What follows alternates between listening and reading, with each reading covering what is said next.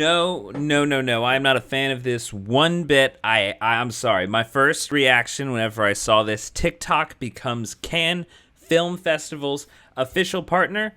How can I say this? In the recent words of the wise Sam Elliott. What the fuck? Yeah, let's break this down. But honestly, you want to know my first reaction whenever I saw this? I was kind of pissed off that this is the direction that the festival seems to want to go in. This isn't fitting for the brand of what the Cannes Film Festival kind of puts itself out there as. The Cannes Film Festival, and look, okay, actually maybe I should take this time to say, I am a huge fan of the Cannes Film Festival. A few years back, I was actually accepted to go to the 3 days in Cannes. It was kind of a place for young cinephiles to go and be able to be a part, actually attend screenings in the Palais. I love the way that they put out films.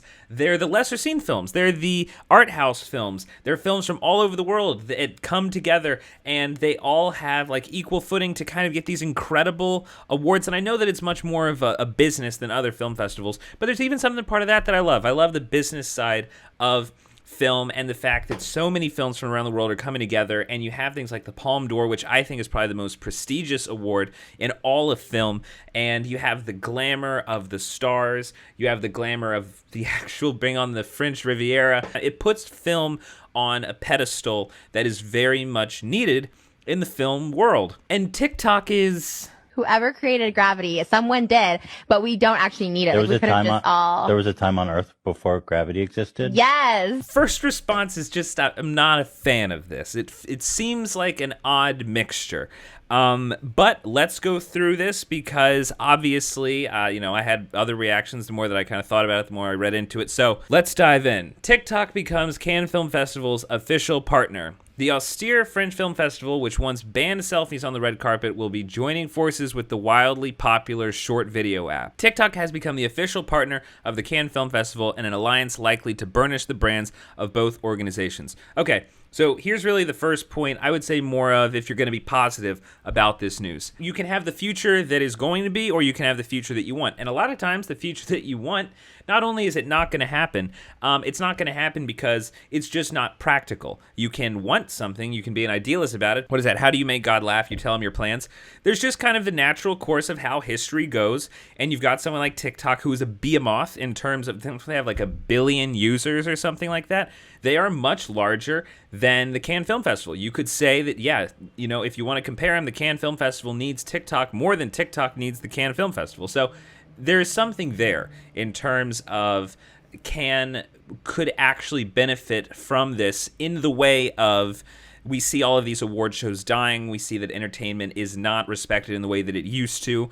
And social media integration might be the only way that like prior respected institutions can actually live in the new digital ecosystem. Cannes is looking to tap into TikTok's billion-strong user base by supplying exclusive backstage content as well as talent interviews and, yes, red carpet glamour. For TikTok, Cannes provides a reputation boost as the platform looks to position itself as a content creator. See, now here's why I say that I think Cannes actually needs TikTok in just the survival conversation more than TikTok does, because if TikTok passes on this deal, you know that they're going to continue to be seen as one of the main content creators in the world.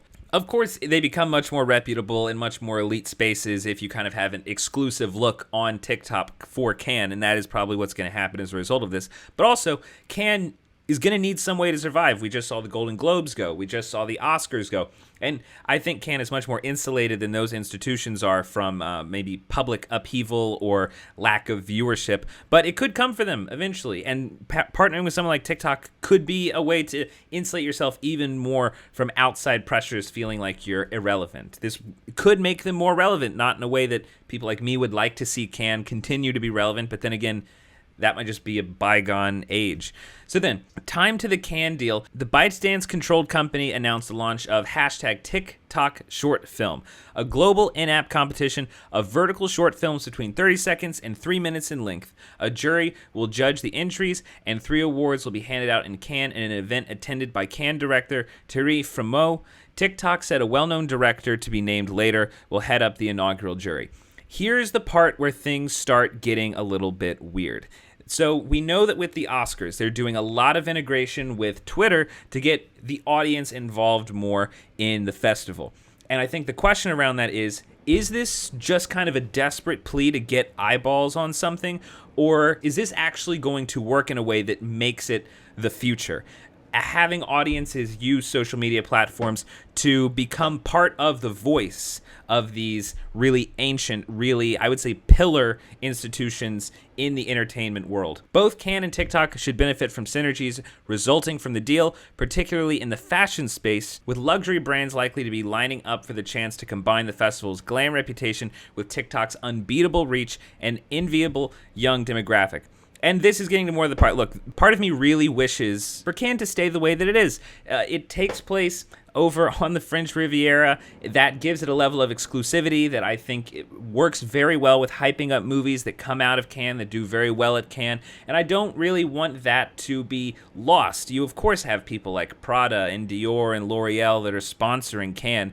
And that really bolsters the elegance that comes with the actresses and the actors and, the cars. There's kind of like an early 21st century elite glamour that comes along with the way that the Cannes Film Festival has positioned itself in the entertainment industry for years. And I would love if it stayed like that. Nothing came in that kind of soiled that reputation. But then again, there's part of me that feels like an old fart for feeling that way, because you know what? The future changes. That's just what happens. Sure, there are things that come along all the time, and I feel like rightly so, a lot of people are like, damn, that thing is going to ruin this thing that I love. And then you have things that come along like, I don't know, cars or planes or social media, and you look at it at first and you're like, well, damn, this is going to screw everything up that I really love about this thing. I'm not a fan of this. And then it just kind of steamrolls through, and it's like, well, there's no stopping that. And honestly, is this going to ruin the way that Cannes has established itself in the film industry? I don't think that when you partner with someone like TikTok that it's going to kill you. I think if anything, it's going to make them stronger. But what is that going to look like? Is that going to tarnish the reputation of Cannes that we know, or is this going to be a way that they're actually able to preserve it? I really have no idea. But to bring a younger demographic into Cannes seems odd. Like, when in the world, when were tweens the people that were going to Cannes? Commenting on the partnership, Fremo said that the TikTok deal was part of efforts to diversify the festival and would allow Canton to share the magic of the event with a wider, much more global, and just as much of a cinephile audience than ever before. It'll be interesting to see how that goes, because honestly, while I'm of the opinion something like the Oscars needs to diversify as much as possible, it's for the world, it's for America, it's America's film festival that the world really enjoys. Get the audience as involved as possible. Cannes is much more elite. I'm sorry. Like, it's kind of like the elite nature of Cannes is what hypes up the movie so much. And that's kind of what's interesting. I'm wondering if this is going to lose some of that by bringing TikTok on board. Rich Waterwood, the general manager of TikTok in Europe, said the platform was looking forward to opening up more creative possibilities for our community as they get ready to be inspired, moved, and entertained, bound by a shared love of video and cinema. Cannes is celebrating its 75th anniversary this year, and after 2 years of virtual festivals and pandemic-era conditions, hope for a return to its blowout celebrations of years past. So, I guess my main question for you guys, do you think investing in this as the future of Cannes is going to change Cannes for the better, for the worst, or it won't change it much at all, and this is just the natural course of progression for things to survive? Tell me what you think in the comments, and as always, thank you very much for watching, and if you've enjoyed this, please subscribe to 5 Minute Critic for future updates on reviews and movie news.